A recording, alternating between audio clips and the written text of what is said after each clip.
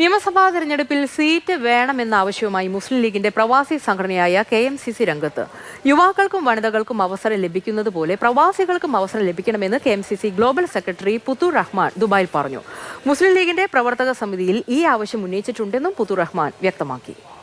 കാലാകാലങ്ങളായി ഇവർക്കൊക്കെ, അതായത് ഇപ്പോൾ യൂത്ത് വിങ്ങിന്, വനിതാ വിങ്ങിനുകൾക്കൊക്കെ എല്ലാവർക്കും അവരുടേതായ പരിഗണന കൊടുക്കുകയും അവർക്കൊക്കെ പാർട്ടിയിൽ പ്രത്യേകിച്ച് അസംബ്ലി സീറ്റുകളൊക്കെ കിട്ടുകയും ചെയ്തിട്ടുണ്ട്.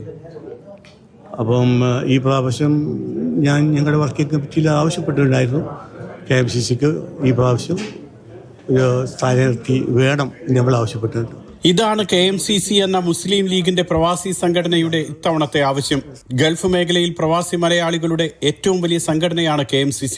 45 വർഷമായി പ്രവർത്തിക്കുന്നുണ്ടെങ്കിലും ഇതുവരെ ഇങ്ങനെ ഒരു ആവശ്യം ഉന്നയിച്ചിരുന്നില്ല. പ്രവാസികളായ വ്യവസായികൾക്കാണ് പാർട്ടി മുൻപ് സീറ്റ് നൽകിയിരുന്നത്. ഇത്തവണ സാധാരണക്കാരായ പ്രവർത്തകർക്ക് സീറ്റ് വേണം. വഹാബിലെ പോലത്തെ, അതുപോലെ പാറക്കൽ അബ്ദുൾ പോലത്തെ ആളുകൾ വന്നിട്ടുണ്ട്.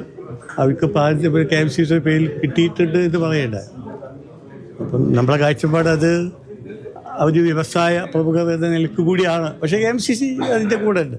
പക്ഷേ ഒരു സാധാ ഒരു പ്രവർത്തകനായ ഒരു KMCCക്കാരനെ പരിഗണിക്കണമെന്നാണ് നമ്മൾ ആവശ്യപ്പെട്ടത്. നേതാക്കൾക്ക് മുന്നിൽ നിശബ്ദത പാലിക്കുന്നത് കൊണ്ടും ഒരുമിച്ച് നിൽക്കാത്തത് കൊണ്ടുമാണ് അർഹമായ പലതും പ്രവാസികൾക്ക് ലഭിക്കാതെ പോകുന്നതെന്നും പുത്തൂർ റഹ്മാൻ പറഞ്ഞു.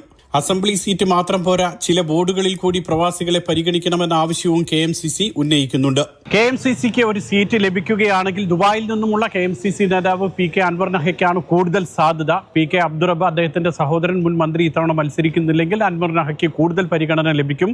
മുസ്ലിം ലീഗിന്റെ നേതാവും മുൻ മന്ത്രിയുമായിരുന്ന അബുഖാദർ കുട്ടി നഹയുടെ മകനാണ് PK അൻവർ നഹ. ദുബായിൽ നിന്നും സുരേഷ് വെളിമുറ്റം, മാതൃഭൂമി ന്യൂസ്.